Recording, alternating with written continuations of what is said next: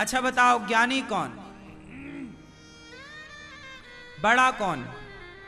जो धनवान है वो बड़ा, या जो ज्ञानवान है वो बड़ा?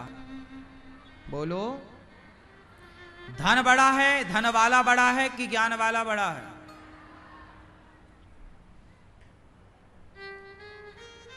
देखो, ज्ञान वाला कौन सा ज्ञान? ज्ञान तो चींटी को भी है, हाथी को भी है, आपको भी है। कौन सा ज्ञान? जो ज्ञान ईश्वर से जोड़ने वाला है वो ज्ञान बड़ा है। पेट भरू ज्ञान बड़ा नहीं है। पेट भरने का ज्ञान तो सबको ही है, चिड़िया को भी है, वो तो पढ़ने नहीं जाती पर वो भी ले आती है और अपने बच्चों का पेट भरती है। आप लोग जो ज्ञान पा रहे हैं वो केवल पेट भरने के लिए पा रहे हैं। आज बच्चे स्कूलों में जो पढ़ रहे हैं तो ये पढ़ लिख के क्या बनेंगे? बड़े बड़े पदों पर जाएंगे, खूब सारा पैसा कमाएंगे और अपना पेट भर के अपना एंजॉय करेंगे। इससे ज्यादा क्या है?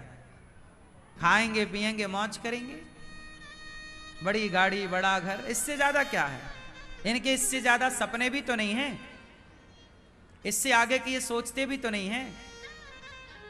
इससे आगे क्या? ये ज्ञान श्रेष्ठ नहीं है। ज्ञान वो जो आपका कल्याण कर दे। यूं पेट भरने को तो सब पेट भरे, कुत्ता बिल्ली सब ना पेट भर रहे हैं अपना। कौन भूखा मर रहा बताओ? चिड़िया भूखी मर रही है क्या? तो पेट भरू ज्ञान तो सबके पास ईश्वर ने दे रखा, पर ज्ञान वो है जो अपना और सबका कल्याण करे, जो संसार में रहकर नेकी पर चले, सच्चाई और अच्छाई पर चले और अच्छे कार्य करते हुए जो समर्पण प्रभु में रखे। जिसने प्रभु को पा लिया, जिसने अच्छे कर्म किए संसार में, उसका जीना उसका मरना सार्थक हो गया। जिसने केवल पेट भरा है, केवल परिवार के लिए भागा है, उसका ना जीना सार्थक हुआ ना मरना सार्थक हुआ। यूं बोझा तो गधा भी उठाता है। यदि तुम परिवार का बोझा ही ढो रहे हो तो फिर गधे से ज्यादा क्या है?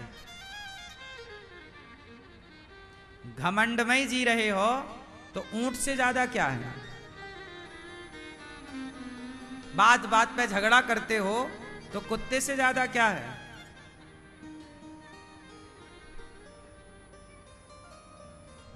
जीवन तो माना जाएगा जब आपने जीते जी सबका भला किया, एक अच्छा जीवन जिया, सच्चाई अच्छाई के साथ जिए, ईमानदारी के साथ अपने सारे कर्तव्यों को पूरा किया।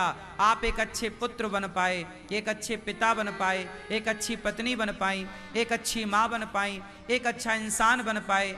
और अच्छा इंसान जो बन गया वो यहाँ भी सुखी रहेगा, यहाँ से जाने पर वहाँ भी सुखी रहेगा। आजकल लोग डॉक्टर इंजीनियर एडवोकेट तो बन जाते हैं पर एक अच्छा इंसान कभी नहीं बन पाते। एक अच्छा डॉक्टर मिल सकता है आपको, एक अच्छा एडवोकेट मिल सकता है आपको, एक अच्छा जज मिल सकता है आपको, एक अच्छा साइंटिस्ट मिल सकता है आपको, एक अच्छा पायलट मिल सकता है आपको, एक अच्छा इंजीनियर मिल सकता है आपको, लेकिन इस भरी दुनिया में जाके ढूंढो कि एक अच्छा इंसान कौन है। बहुत मशक्कत करनी पड़ेगी तब एक अच्छा इंसान कहीं पाओगे। हाँ या ना?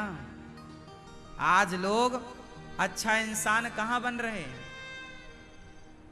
एक अच्छा बिजनेसमैन मिल जाएगा आपको, एक अच्छा व्यापारी आपको मिल सकता है, एक अच्छा बिजनेसमैन मिल सकता है आपको, एक अच्छा इंसान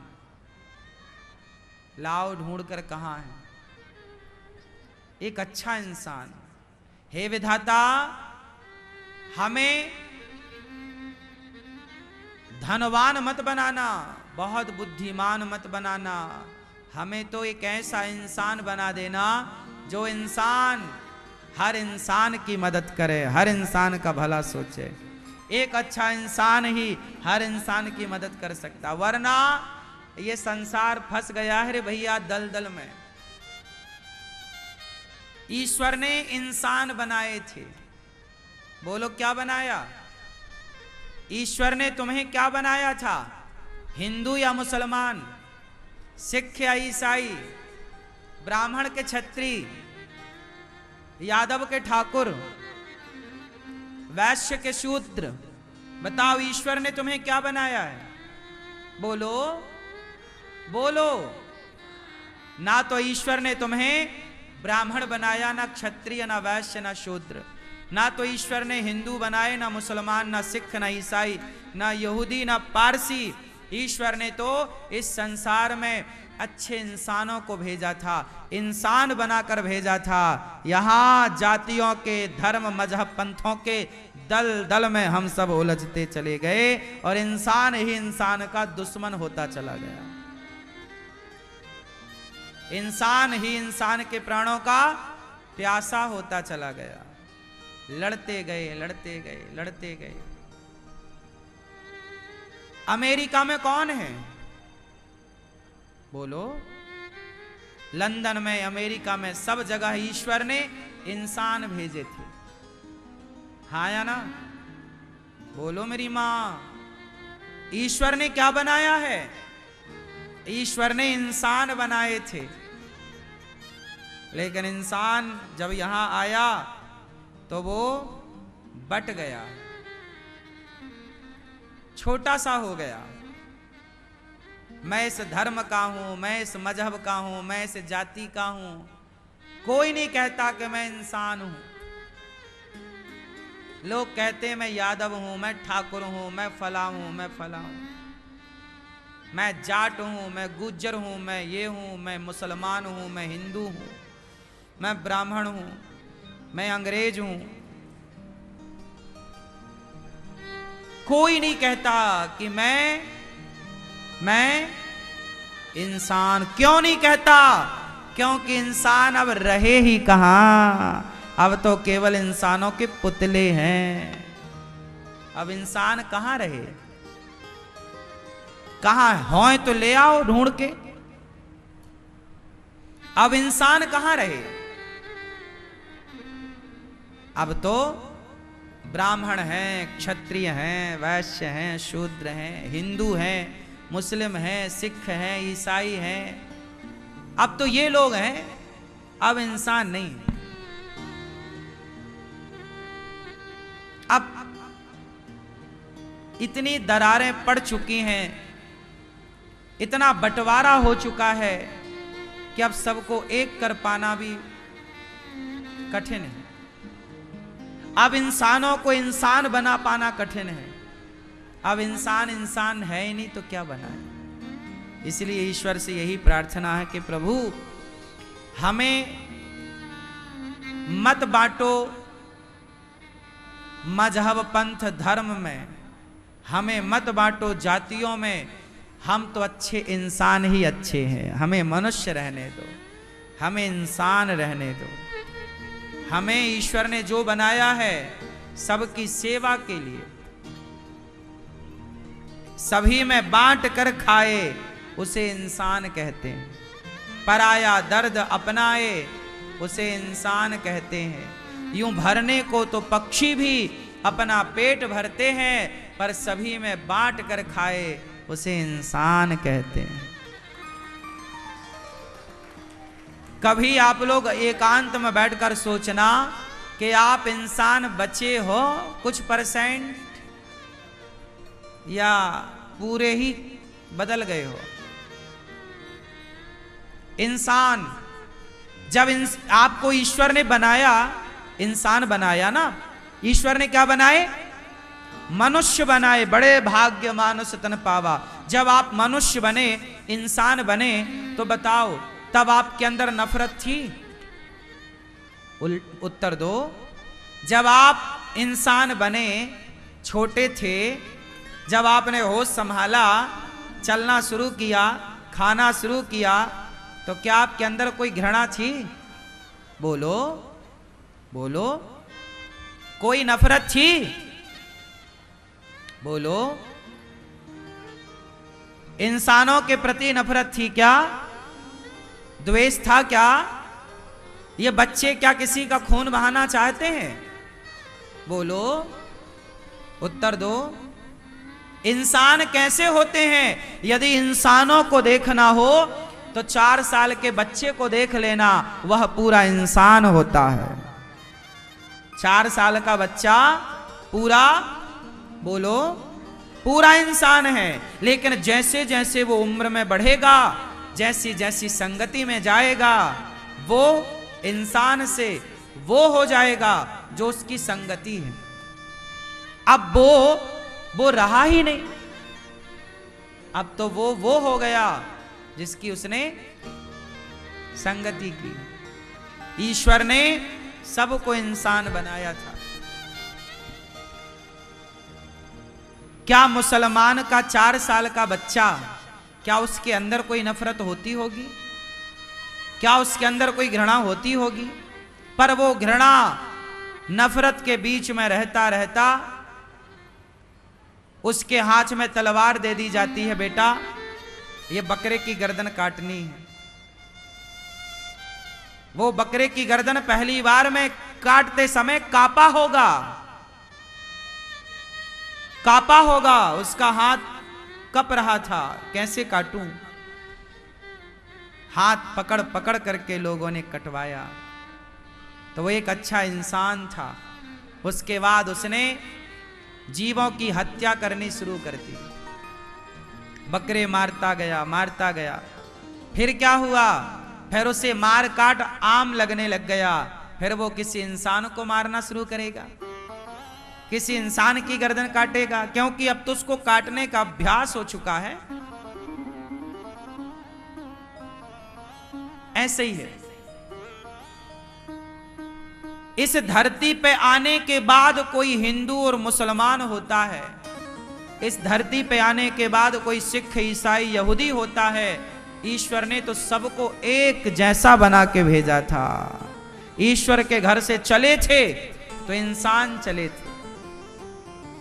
जैसे जब पानी बरसता है, तो पानी जब बरसता है तो पानी बरसता है, वो एक सा होता है।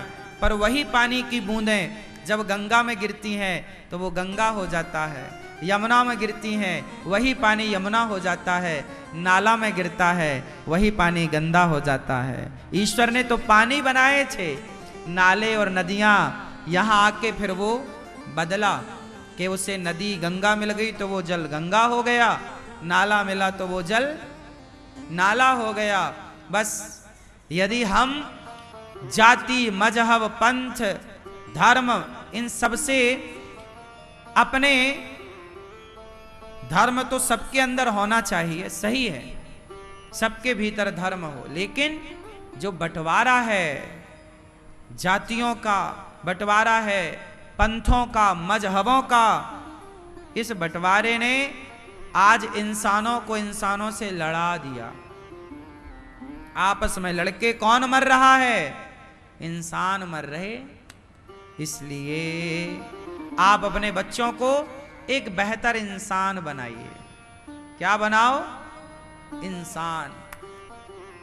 इंसान बन न पाया, भगवान ढूंढता है।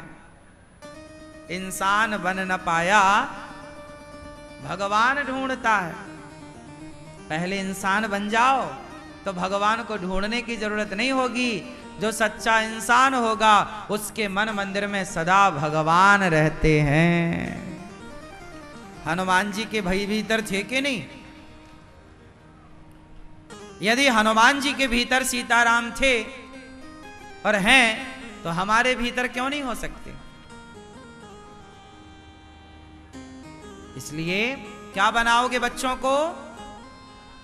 जोर से, एक बेहतर इंसान जिसके अंदर कोई नफरत नहीं, कोई घृणा नहीं, कोई ईर्ष्या नहीं, जो सबका कल्याण चाहता हो। इसलिए हम भारतीय पूरी दुनिया में एक सनातन ऐसा है, हिंदू ऐसे हैं जो चाहते हैं कि विश्व का कल्याण हो। वसुधैव कुटुंबकम, हम पूरे विश्व को अपना परिवार मानते हैं। ये मानसिकता, ये भावना केवल सनातनियों के पास, हिंदुओं के पास। काश ये भावना सबके पास होती। आज तो कुछ हिंदू भी नफरत करते हैं। आज हिंदुओं को कोई गुलाम कैसे बनाता यदि हिंदू हिंदू से नफरत ना करता तो। यदि हमारे देश में जयचंद ना होते तो क्या भारत कभी गुलाम होता? विडंबना तो ये रही है कि आज हिंदुओं का सबसे बड़ा दुश्मन कौन? हिंदू ही है। वही आपका भला नहीं चाह रहा है, वही आपका पांव पकड़ पकड़ के खींच रहा है। राम को वनवास गैरों ने छोड़ी दिया था, अपनों ने। पांडवों की पत्नी का अपमान गैरों ने थोड़ी किया था, अपनों ने। क्या बताएं, सदियां इस बात की गवाह है, युग इस बात के गवाह हैं कि क्षति जब हुई तो दूसरों के कारण नहीं, अपनों के कारण हुई है। हाँ या ना? चाहे आप भारत का इतिहास उठा लो, हमारा देश गुलाम हुआ किसके कारण हुआ? क्या मजाल थी मुगलों की और अंग्रेजों की? क्या जाए, वो तो हमारे अपने कुछ गद्दारों ने गद्दारी कर दी, अपनों ने लूटा है हमें, गैरों में कहां दम था। मेरी कश्ती तो वहां डूबी जहां पानी कम था। धोखा दूसरे थोड़ी देते हैं, अपने देते हैं। विश्वासघात दूसरे थोड़ी करते हैं, अपने करते हैं। दूसरों से लड़ा जा सकता है, अपनों से लड़ा नहीं जा सकता। और वो राजा मारे गए जिनको अपनों ने धोखा दिया। हाँ या ना? पृथ्वीराज चौहान को धोखा किसने दिया था? जयचंद ने, जो कि सगे ससुर थे, संयोगता के पिता।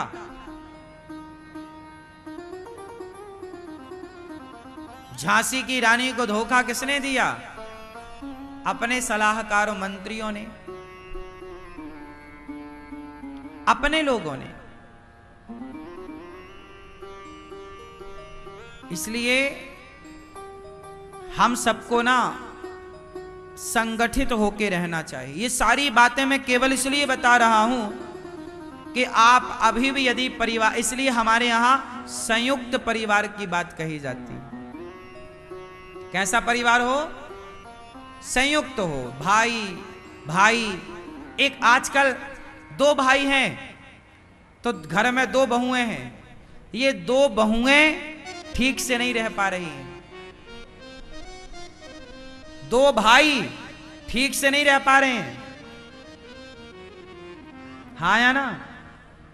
आपस में लड़ रहे हैं, आपस में एक दूसरे के दुश्मन हैं। अरे भाई, काहे लड़ते हो इतना? क्या पाओगे लड़कर? जहां सुमति तहां संपत्ति नाना। जहां एकता है, जहां एक दूसरे के प्रति प्रेम है, वहां संसार की सब खुशी समृद्धि तुम्हारे आंगन में लौटेगी। जब आपस में लड़ोगे तो खुशियां हाथ जोड़कर विदा हो जाएंगी, तुम्हारे घर क्यों रहें? इसलिए मिलजुल के रहो।